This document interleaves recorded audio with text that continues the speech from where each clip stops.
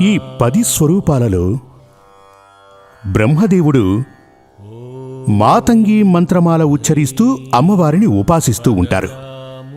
బ్రహ్మదేవుడు మాతంగి మంత్రమాల ద్వారా ఆ అమ్మవారిని ఉపాసన చేస్తూ ఉంటారు. మహావిష్ణువు తారా మంత్ర జపం ద్వారా ఆ దేవిని పూజిస్తూ ఉంటారు, అంటే ఉపాసన చేస్తూ ఉంటారు. ముమ్మూర్తులలో ప్రథముడైనటువంటి వాడు సాక్షాత్తు మహాదేవుడు, అంటే శివుడు. బగళాముఖి మంత్రజపంతోటే అమ్మవారిని ఉపాసన చేస్తూ ఉంటారు.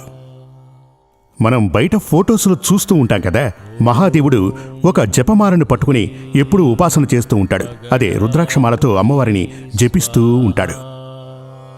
ఓం క్లీం బగళాముఖి స్వాహ. ఇది ఆదిపరాశక్తి స్వరూపమైన బగళాముఖీదేవి నవాక్షరి మూలమంత్రం.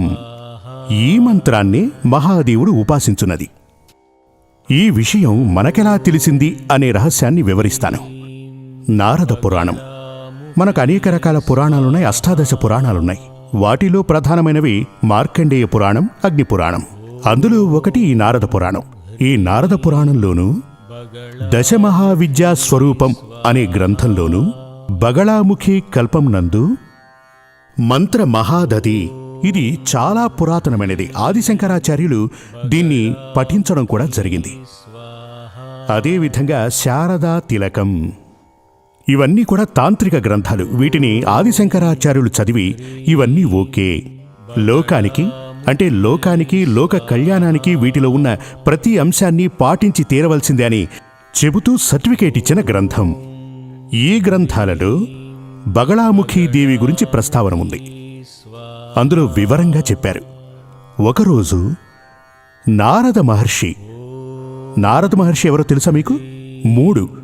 మూడు లోకాలు అంటే స్వర్గం, పాతాళం, భూమి యందు ఎప్పుడైనా సరే సంచరించగల పవరున్న వ్యక్తి ఈ నారద మహర్షి. అదేవిధంగా త్రికాల జ్ఞాని, భూతకాలం, వర్తమానకాలం, భవిష్యత్కాలం వీటన్నింటి మీద చక్కటి అవగాహన, అంటే మనం టీవీ చూస్తూ నేర్చుకున్నట్టుగా అన్నింటి మీద అవగాహన ఉన్నవాడు నారద మహర్షి. అటువంటి నారద మహర్షి ఒకరోజు తన తండ్రి గారైనటువంటి బ్రహ్మదేవుడు కొలువైన సత్యలోకానికి వెళ్లారు. ఎందుకో తెలుసా? ఆయన్ని దర్శించుకోవడానికి. ఎక్కడికి వెళ్లారు?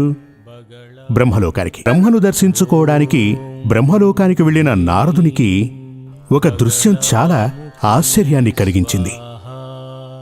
బ్రహ్మదేవుడు ఓ మంత్రాన్ని జపిస్తూ కూర్చున్నారు. అది ఏ మంత్రమో తెలియదు కానీ ఆయన జపిస్తూ కూర్చునున్నారు.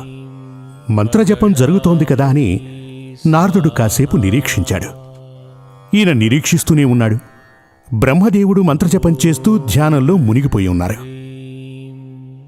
అప్పుడు నారదుడు ఏమనుకున్నాడంటే, బ్రహ్మ, విష్ణు, మహేశ్వరుడు, అలాగనే కదా మన హిందూ శాస్త్రాల ప్రకారం, ధర్మ ప్రచారాల ప్రకారం మనం అనుకునేది. ఒకవేళ బ్రహ్మదేవుడు విష్ణు మంత్రాన్ని జపం చేస్తున్నాడేమో అనుకున్నాడు, లేక శివమంత్రాన్నైనా జపం చేస్తూ ఉండాలి అనుకున్నాడు. ఎటువంటి ఆటంకం కలిగించకూడదని నారద మహర్షి అక్కడి నుంచి బయలుదేరి వెళ్ళాడు. వైకుంఠానికి చేరుకున్నాడు. వైకుంఠానికి చేరుకున్నాక ఆయన మరింత ఆశ్చర్యానికి లోనయ్యాడు. ఎందుకంటే విష్ణుమూర్తి మరో మంత్రజపం చేస్తున్నాడు. ఈయనకు ఎటువంటి సందేహమూ రాలేదు. ఎందుకనగా విష్ణువు కన్నా పైనున్నవాడు మహాదేవుడు, అంటే శివుడు. ఓ, ఇది శివజపమే. సర్వకర్మలకు కారణభూతుడు ఎలాగూ మహావిష్ణువే. విష్ణు పురాణంలోనూ శివపురాణంలోనూ ఓ విషయాన్ని చెప్పారు. మహావిష్ణువు ప్రతినిత్యము రోజు 108 సార్లు తామర పుష్పములతోటి, అంటే పద్మములతోటి మహాదేవునికి సహస్రనామార్చన చేస్తుంటారట. అలా అని పురాణంలో చెప్పడం జరిగింది. అంటే ఇప్పుడు తనకు సమానమైన వ్యక్తికి ఎవరు పూజలవి చేయరు కదా, తనకన్నా తక్కువ వాళ్ళకు కూడా ఎవరు పూజలు చేయరు. అంటే ఖచ్చితంగా మహాదేవుడు పైనున్నవాడే. దీన్ని మనం ఎలాగూ ఊహించగలం. ఇదే నిజం కూడా. కనుక ఆ మంత్రజపానికి కూడా ఆటంకం కలిగించకూడదు అనుకుని బ్రహ్మలోకం నుంచి బయలుదేరి శ్రీ మహావిష్ణువు నివాసముంటున్న వైకుంఠానికొచ్చాడు. ఇక అక్కడ కూడా మాట్లాడే అవకాశం లేకపోవడంతో కైలాసానికి బయలుదేరాడు నారదుడు. కైలాసానికి రాగానే అక్కడ కూడా కైలాసాధిపతి పార్వతీ వల్లభుడు సాక్షాత్తు మహాదేవుడు జపం చేస్తూ కనిపించాడు. ఇక్కడే నారద మహర్షికి సందేహం మొదలైంది.